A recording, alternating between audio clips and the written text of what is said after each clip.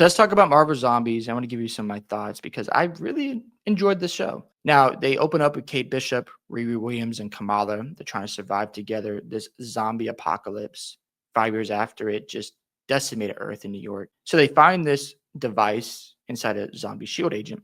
And they realize, okay, we got to get to Ohio to activate it. But they end up in a fight with Carol Danvers, who's a zombie now, and Icarus. Kate is killed in the chaos, and then Riri sacrifices herself and saves Kamala so she can continue the mission. And now Miss Marvel, as Kamala, is learning the consequences of being a hero, going through grief and loss because she just lost her best friends, and now she has to move on. What happens next is she runs to Alexi and Yelena and Blade Knight. That was a cool character. I thought Blade as Todd Williams did a great job. He was one of the highlights of the show, and they really showcased his strength, his powers. Really loved him as Blade Knight. They have Alexi, who ends up killing Captain America the zombie. That was insane. Anytime you're dealing with a zombie apocalypse, you have to remember a lot of people are going to die. If you get attached to any characters, you're going to be disappointed, especially when you watch the last episode of Marvel Zombies. Now, we move on to episode 2, where you have a flashback of Shang-Chi, Katie Shen, and Jimmy Woo, who survived the zombie horde. Shang-Chi's father steps in to try to fend off the zombies. That there's a helicopter that comes and saves him, but his father gets bitten, or really sacrificed himself, and Shang-Chi got bitten, and he sacrificed himself so he doesn't turn into a zombie. His father did, to save his son, and they escape. So they're en route, try to figure things out, and they meet up with Zemo. He has his own sanctuary, and they're out in the ocean together in this ship, and Kamala's group is there as well.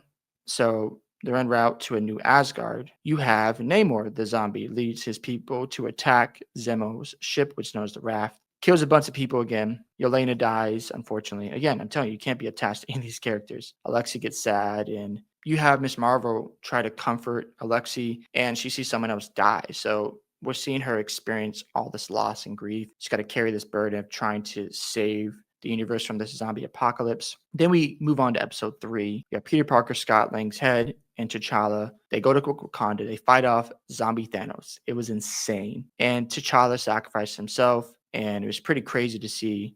And they had Thor, they had Rocket and Groot, but Thanos killed off Rocket and Groot and really injured Thor. And then he snapped the Infinity Gauntlet. But T'Challa, sacrificed himself, and he pushed him into Wakanda's vibranium core, destroys the Infinity Stones, and it released like this surge of energy. Peter Parker and Scott, they're saved by Kamar Taj. I don't know if I said that right. That was a flashback, and you have Kamala and the group. They reach the new Asgard. Blade convinces Valkyrie to let them, and then he used the god called Khonshu, if I'm not mistaken. So they're in this cave together, and Miss Marvel notices Thor all down and out, and then they also notice that Wanda is there, and we know Miss Marvel doesn't trust her. She's disguising herself, and she has this food. It's really a zombie stuff, and they're eating it, and they all become zombies. Thor saves them so they can escape into Asgardian ship and go to space and bring the device that Miss Marvel has. And Thor becomes a zombie.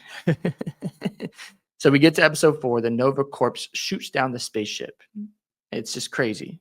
You get to that point to try to save the universe, and they're protecting themselves from a virus that's spreading. Kamar Taj, saves them as their ship gets blown to smithereens, and Miss Marvel has them in this protective shield she has built for Shang-Chi, for Valkyrie, Jimmy Woo. Jimmy Woo, I don't know how he survived so much. It's just funny. And of course, Katie Chen. So they arrive there, and you also have Infinity Hulk, which I thought was a cool concept for Hulk. The dude was unstoppable, beating zombies up, taking over. Of course, he wasn't going to be able to withstand everything, but that dude was powerful. So wait till you see Hulk. It was pretty cool to witness. Now you get to the end. Kamala decides to give in to Wanda's demand, saying that, I can save us. And then she's persuaded to remake the world. And then she wakes up and reunites with Riri and Kate, but it seems like everything's normal. However, she notices the real Riri tell Kamala she's hacked the system Wanda has, and she's now in a universe that isn't real. So that's how it goes with Marvel Zombies. If I had to give this a rating, I'd give it a 7.5 out of 10 because I like the portrayal of Hulk. I love Blade. Sure, you could argue there was some MCU stuff going on, but I like what they did with Miss Marvel because they developed her character. She went through grief. So I think Ironheart's going to be alive. I'm not sure, but